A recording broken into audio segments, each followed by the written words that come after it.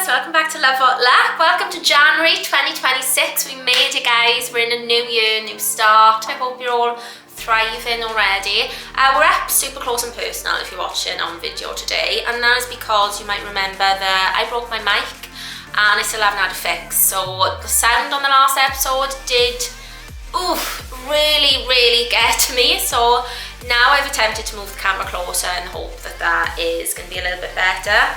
Another confession, I'm still in 2025. I actually haven't made it to the new year yet because I just know the new year is going to be particularly crazy. I've got a lot going on in January, just that first week.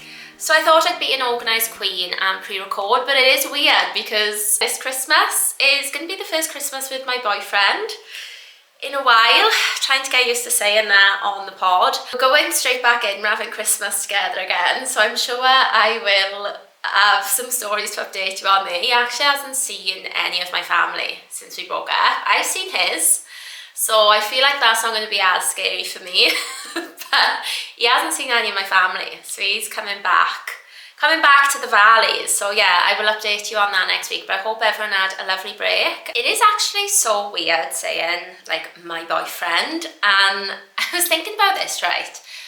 The last couple of years is probably the longest I've ever been single, which as a woman in her 30s, I'm actually a little bit ashamed of that. Like, I've literally had a boyfriend since I was in junior school. Like, remember that that episode I read my diaries out and I'm like, oh my god, you little slag. Like, I've always been boy man. I've always just liked being in relationships, I suppose. And the last couple of years has been the longest I've been single. My friends would argue probably even then I probably wasn't fully single because I was still like in contact with my ex and stuff, but it's still like the longest I haven't been in a relationship for. And when people used to say, oh, I've been single for so long, I can't imagine being with somebody, I never really understood it, obviously because I'd never experienced being by myself that long before. But now I feel like I'm experiencing it. Like, I think the difference for me was also living by myself. Like, when you live by yourself, you get so used to things. And I also think when you've gone through a breakup, like, for me, going through a breakup and then I had to move in by myself, it took a while to adapt to that. So then when you finally get there and you're finally like, oh, okay, I'm good now, like I'm fine by myself, it is a little bit scary and a little bit tricky trying to fit somebody else back in. And even Kim Kardashian said this on the Kardashians. She was like, I've been single for so long, like the thought of somebody coming in is just a lot. And I'm just kind of getting used to that again. And of course it puts you in, I don't know, I suppose it puts you back in maybe a position where you're not as in control or something. Like, when you're single and you're by yourself, you've only got you to take care of and you can be in control of that. And then when you're with somebody, like, properly, it is a little bit more vulnerable. Even if your relationship is super strong, like, you can't help but think it's a little bit more vulnerable, and you just like naturally don't think about yourself as much because you become so intertwined with another person. But I think it's a good thing. I'm really glad I have experienced this in my life and that I at least had a little bit of a gap to kind of be okay by myself. Because like, I was thinking last year, I went over to see Amelia in San Diego, and I went just after I first was single at the beginning of the year, and then I went again at the end of the year, which literally like 10 months later. And the difference in those two trips and me on those two trips were crazy, because the first time I went, I was like, oh my god, I've never planned a holiday by myself before, at least for years. And Amelia, obviously she lives there, she was in work in the week. I mean, you probably remember at the time I was saying it, but she would be in work on some of the days. And then I was like, oh shit, like, what do I do? And she was like, well, what do you want to do? And I'm like, oh my god, I actually don't know, which sounds like so silly. But especially I think there, because I'd been there before, I'd kind of done all the like touristy things. I only really had a couple of touristy things to do. So outside of that, I'm just like, what am I going to do other than like going around Westfield, the shops, or like going to eat, all of which by myself, which I didn't want to do at the time. Like, it was hard, like trying to actually think, okay, what am I going to do? And then getting myself out at a time. I know it sounds weird, but like you've only got you to answer for. So it was really strange. And then flipped to 10 months later when I went, I literally stayed with Amelia. Then I went to Denver by myself for a few days. Then we went back to Texas. Like we had a little trip, or you know, a little multi-city trip in America. And yeah, that was because I'd by that point got used to doing things by myself and being by myself and understood what I liked, what I wanted to do, and kind of like trust yourself more then, you know. So yeah, it's a crazy thing. I don't know if any of you guys, if you are single, which I know a few of you are, if you feel like that, like do you feel scared at the concept of getting with somebody else because you worry that they're gonna disrupt your peace? I mean, stay tuned guys, because we all know I'll be telling you live as any thoughts come in. Right, let's go into this week's story. Okay, she says, I bumped into my ex on my boyfriend's birthday and I fucked up. On Saturday, I was out in town with my boyfriend of nearly a year and a half and his friends celebrating his birthday. The evening was going well until at one point we bumped into my ex. Nothing worse, I'm sorry, absolutely nothing worse. He was my first love and we were together for a few years, but he was never happy with how we ended. He was very drunk and began speaking inappropriately. My boyfriend and his friends went into the pub and we were outside alone. I spent about 2 minutes talking to him and then went back in. My boyfriend seemed unbothered by the situation, but mentioned he was glad that my ex had gone. Fair. We stayed in the same pub for about another hour before moving up the town towards another. We got to the next pub and my ex was there again with his friend. I get a drink and we're all just chilling in the smoking area. At some point, my ex wanders over and begins speaking inappropriately again and putting his hand on my back. Oh God. You just know as well, it's because like as more time goes on, the more he's drinking, your thoughts after a drink are like so heightened, all your feelings are heightened, and everything in him, the alcohol's probably being like, go up and speak to her, like, it's okay to rub it back, doesn't matter that she's with her boyfriend. Oh my God. My boyfriend asks him to move along, but my ex doesn't take this well. He shoves my boyfriend and hits him in the face. My boyfriend seemed instantly enraged, which scared me as I had not seen him like this before. But he punched him back in the face pretty hard, knocking him down. He then hit him another couple of times and finished with a kick in the ribs. Oh my God, no. See, there's a very fine line for me, right, between your boyfriend protecting you. I think like it is hot, and I can't help but think that it's hot where you're in a situation and your boyfriend's kind of stepping in for you. But there's a line between stepping in, I don't know, maybe if you need to throw a punch. For me, that's already like the last step. To throw multiple punches and do a kick in the ribs, then I'm questioning your character and what type of person you are, because I do not do fighting. I can't handle any of that, apart from the boxing as we've spoken about before. But if I'm watching my boyfriend essentially beat another guy up, that is not something that I want in a partner. Like, it is, she does say she's never seen him angry before, so that's obviously a good thing, but there's just, it says a lot about your character if you go past defending yourself and then you're just giving somebody a cheeky kick in the ribs. Like, I just don't like that, and I think that's violent, and oh God, that's a struggle for me. That is like, there's a difference in values and morals, which is like one of the most important things now. Okay, she says, now this is where I can see that I fucked up. Once my boyfriend's friend pulls him back up from the fight, I ran to my ex on the floor and was checking he was okay and wiping the blood from his nose. I sat there for maybe 20-30 minutes. Oh God. I sat there for maybe 20-30 minutes, giving him a drink and checking him over. Once he was back up, he left looking rather embarrassed. It was then that I looked around for my boyfriend and couldn't find him anywhere. Obviously he hadn't, because it's 30 minutes has passed. Like, that's such a long time. My friend said he left with his friends almost as soon as I went towards my ex on the ground, apparently looking heartbroken. I mean, I can't blame him. There's no way that I would be stood there if my boyfriend was consoling his ex. Oh my God. No, I'm sorry, that's like a gut punch. As much as I don't condone the violence, And I almost understand if she went to her ex because he's obviously like fucked up. I understand that, oh my God, like, are you okay? But not the 30 minutes. No. I'm just picturing if it was the other way around, you know? That for me is a sign that, is it as black and white as this? I don't know. But that to me is a sign that you care about your ex more. It's like if you have two people who you love dearly, the first person you go to is going to be the one that you've got the most feelings for, I think. And actually, I've got a similar story which happened to me, and I'll tell you at the end of this. Okay, so she was consoling her ex. I was meant to be staying at his place that night and got a taxi back there, but there was no one home. It's been 3 days and I haven't been able to get hold of him. I did speak to his friend who said some pretty unpleasant stuff to me, but it was probably deserved. I feel as though I betrayed my boyfriend on his birthday. I don't know if the birthday is the relevant thing there. I think I would have been upset in any day of the week, and I'm not going to lie, not that I'm trying to make you feel worse. Oh, I feel terrible. I've been crying pretty much constantly since and don't know what I can do to make this up to him or fix our relationship. I'd imagine probably nothing at this point.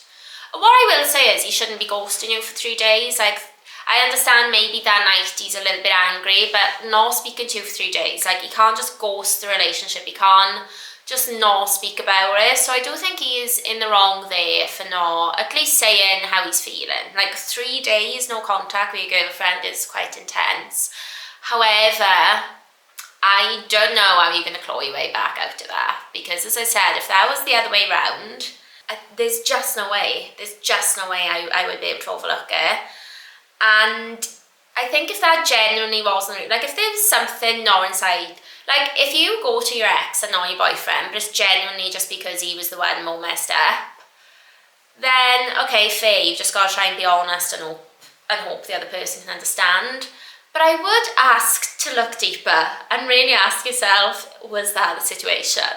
And I'm saying that because I have said this story before, but I don't know if I've said it in full details, but I was with a boyfriend before, this is a few years back now, and it was my rebound relationship, which I have mentioned a few times, that I broke up with a guy who I like really loved, but there was just like something in me, I was just like, this just isn't right, and I didn't even know what it was. It was more just like it just can't work out, and I didn't really understand why, but as somebody that always follows my heart, I just listened to it. And I broke up with him, but I definitely broke up with him like before I was ready, and I found it hard, and I immediately got with somebody else, like literally straight away. So he was a rebound relationship, and we then ended up being together for a while, like a year, I think, a year and a half. We were all going out, me and my new boyfriend and my friends, we were all going out to a place that I knew that my ex went out a lot. And I remember saying to everyone, like, what if he's there? And everyone was like, one, he might not be, like the chances of him being there are probably quite small, we're in London, and two, like even if he is, you can still go out there, like he doesn't own London, do you know what I mean? And I was like, do you know what, justified, and we've also, it's been a while now, we hadn't spoken for a while and stuff.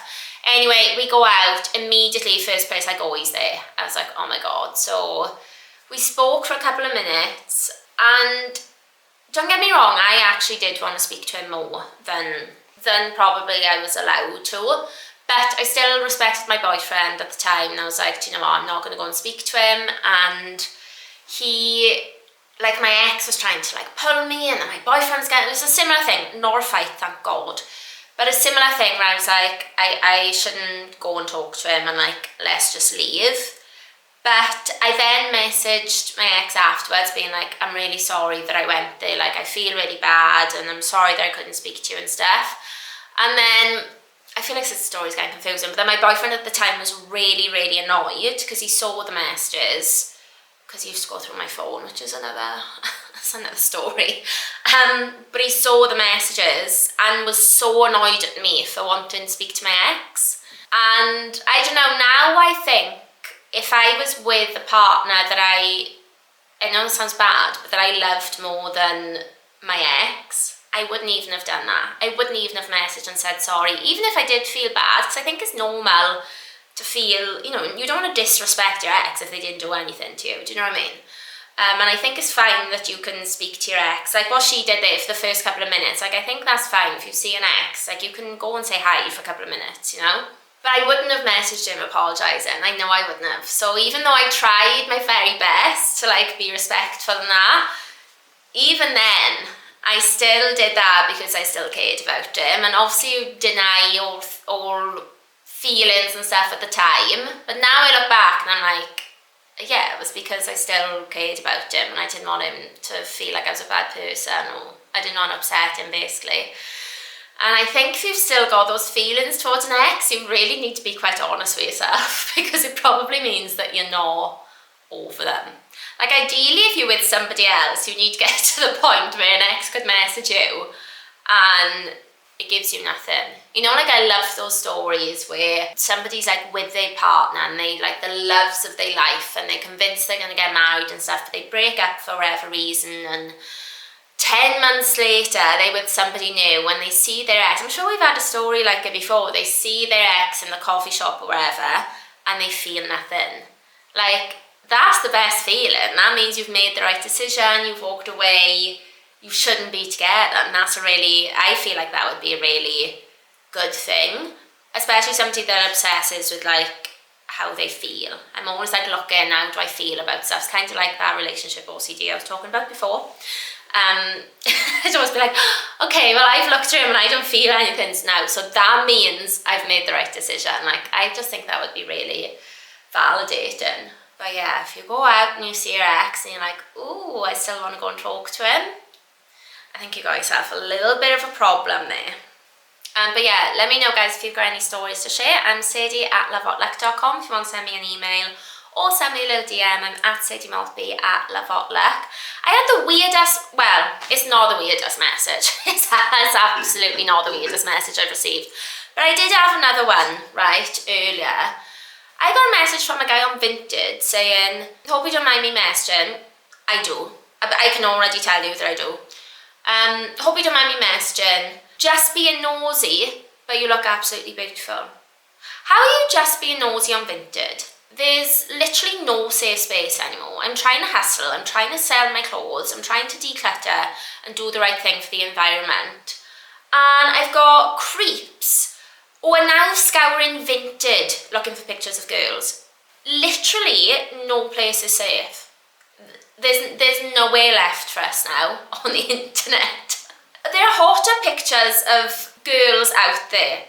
At first I was like, oh, is it a girl? Like if it's a girl I would still think it's strange, but at least say thank you. And then I caught myself and I was like, it's obviously a man. It's always a man. And then I actually clicked on and I was like, it's a man. Although, actually on the flip side, I went out for dinner the other weekend, went to Hakkasan actually with Sophie. You might have seen on Instagram, but there's something about Hakkasan, guys, that we absolutely love. And more than that, and what I've realised is really important this year is traditions. I think when you're in your 20s, you end up doing stuff and you don't realise that you're making a tradition. Like, we used to go to Hakkasan just because we loved the food there, and then we'd be like, oh, let's go there again, and you get into a little bit of a habit. Now we were like so nostalgic. We were like, we just love it here, it's so special. And then we've been coming for the last 10 years and like reminiscing about all the times we've been there. Now I'm like, we should come every Christmas now, like at the end of every year. And I think that's really important. It's something I'm really getting into in my 30s. I've always been sentimental, but I really appreciate traditions now. And I'm actually excited. I love hosting. And I'm actually excited in the future at some point to be like at the idea of having kind of my own family in place and being able to host other people and do traditions that way. Yeah, I just think it's really special. Anyway, segue. I was in Hakkasan and I was waiting for Sophie, and there was an old couple. Well, I say old, like 50s maybe, actually, maybe 60s maybe. So an older couple next to me, and I wasn't really taking much notice until I saw the hand holding across the table, and I heard the guy say to her, I have never felt like this before, and I knew it. And me coming over to you, I never ever do that. But I just knew as soon as I saw you, and she actually didn't say anything back. But she was just like smiling. And I just thought that was so nice, because I believe him, firstly. I do believe him. And I know people think that's like toxic when people say, I never felt this way. And maybe in the past I've thought the same thing. But I'm sorry, there's nothing I want to hear more from like a 60-year-old man. You mean to tell me you've never felt this way until I came along? Love that. Feed my ego right up. Unless you're a widow. I do have to caveat that and say, if you're a widow, I don't want to hear it.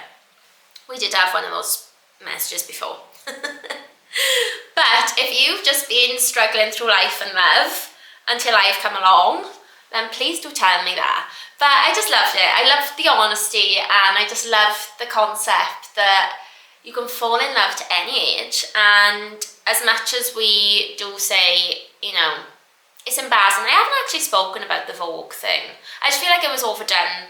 Not overdone, but like I feel like I saw loads of people talking about the Vogue article, basically, where Vogue said it's embarrassing to have a boyfriend. So weirdly, I never spoke about it. But what my take on it isn't embarrassing to have a boyfriend, because I'm a lover girl, as we know, but also and seeing that old couple made me think, like, falling in love, I do think is just one of the best feelings in the world, when the other person is right and you are falling in love. And I don't see anything embarrassing in that. What's embarrassing is that the men are dicks, and nobody wants to be with a dick. And I do think now we hear more and more and more about how men are arseholes. So it does get a little bit embarrassing to then be showing him off and like trying to tell people that he's different, because 90% of the people looking at you are not going to believe it. I think that's what's embarrassing about it. But like the actual sentiment isn't.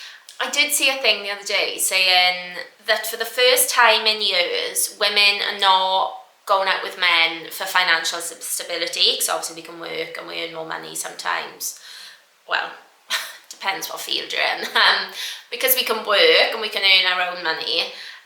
So I said, yeah, women are not with men for financial stability, and that's why I'm all single. And I do think that plays a part in it. It's like, now we don't have to be with a man. So I think that's why more of us are single. Okay, let's go into another story. I've read this. This is really one to think about, okay? She says, this morning I saw a TikTok where a man talked about how revealing it is to ask your partner this question. If we found out I couldn't have children and adoption wasn't an option, what would you do? Out of curiosity, I asked my boyfriend the same question, which, can I just say, is the worst thing about TikTok for me, is seeing, this is what like relationship OCD is like, seeing something on TikTok of a couple or some scenario, and then asking your boyfriend the same question, and if they don't answer as well as the person on the video, or as, you know, if they don't say what you want them to say, God bless the man, is all I'm going to say. But this one's deep. His response shocked me. He said, well, I'm not planning on staying without a child for the rest of my life. The way he said it made it sound like having children mattered more to him than staying with me. This is very unlike him, which is why it hurts so deeply. Now I feel completely lost. I can't imagine walking away so easily after everything we've shared, but I also can't stop replaying what he said. It made me feel disposable, like I could be replaced if I couldn't give him children. I told him I didn't want to continue the conversation and that I didn't want to speak to him today at all. He hasn't responded at all since. I don't know what to think or what my next step should be. This one is tricky, because I feel like as a woman, it's like those classic questions, would you love me if I was a worm? I think we think about love like, if you love me, you will be with me forever, no matter what. And I will probably bet my life that a man will leave you if you can't give him stuff that you want. He's not going to care that you've been together 10 years. He's not going to care about his relationship with your family and all these things that women take into account. I think 9 times out of 10, a man will eventually leave. He might set up another relationship because they're afraid to be alone, but I think he would leave. And I think that is a perfect example. Like, if he really wants kids and you can't, I just don't think men think about relationships the same way as women and love. I don't think they think about the person. I think they they meet somebody and they love them and they want to stay with them. But it's like that stat where, I can't remember the numbers, but like way more men would leave their sick wives than the other way around. I just don't think they think of the same things as women do when women are contemplating leaving a relationship. So what I mean by that is, I think he will leave if he wants a child, and you almost, for that, you almost can't blame him, because that is a really big thing. And I think the woman had written in saying, I really want kids, but my husband doesn't. I think I'm gonna have to leave him. I would be more understanding, which I know makes me like a bad feminist or whatever. But like, you can understand it. It's a really hard thing. Do you know, I had a conversation with an ex before, because I don't know about you guys, but I always go through phases where I'm convinced I'm barren. Is that a normal thing as a woman? Probably, and I hope so. Maybe not. Maybe it's just me.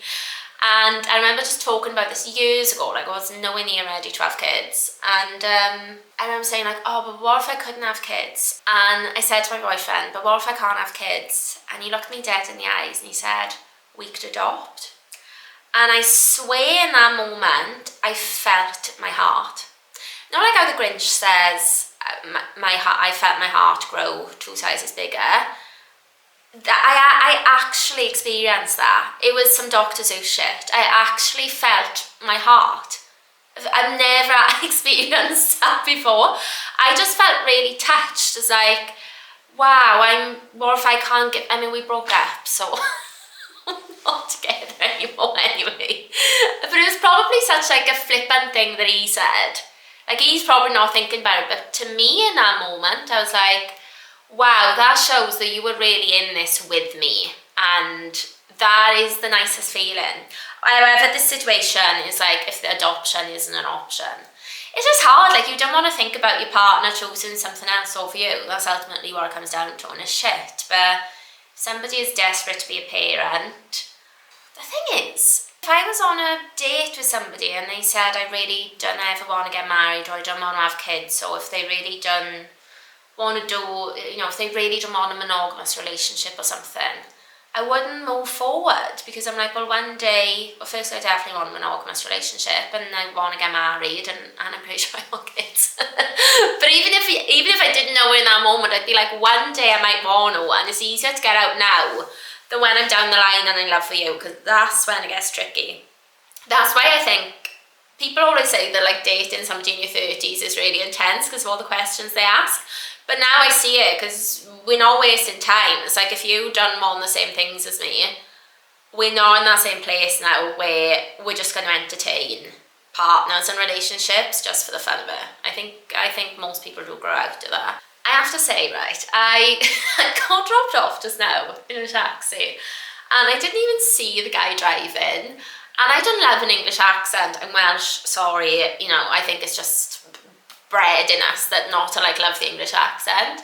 But there's something about what I think is a South London accent. I don't know any dialects of London or England accent wise, right? But there's something about the accent of like, yeah, obviously I'm not gonna be able to do it, but like, picture like a really chill guy, like, yeah, you okay? Glenside Grove? Yeah. I'm like, I was gonna check myself. Sorry. There's something about that accent that does something to me.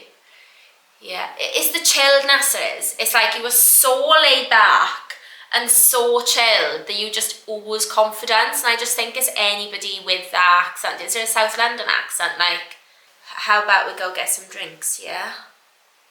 Obviously, I'm like absolutely butchering it. Got dropped off the taxi. I was like, I got the thing, give Lee Marlowe a tip. I'm like, I actually might. Oh my god, guys, guess what happened as well? Do you remember I said I signed up to borrow my doggy and I met Luna? Luna actually came over for a girls' day. If you missed the episode, Luna is a little cockapoo, I think. Guys, she was the sweetest thing. We had the nicest time together. She made my full day. Like, the owners asked me to have her twice since, and I haven't been able to make the date, which I'm so sad about. And She just was everything that I pictured and hoped that she could be, honestly. First thing she came over with like a bag of this stuff. She had like a bed, some toys, a blanket, her treats, food, water. Like she came over with a little bag and she was just the happiest, cutest little thing. It made me really want a dog, guys. I'm not gonna lie, it made me really want a dog because I was just chatting to her all day, and even though they can't answer you back, they just show you so much love. And we had the best day. So yeah, this is your sign.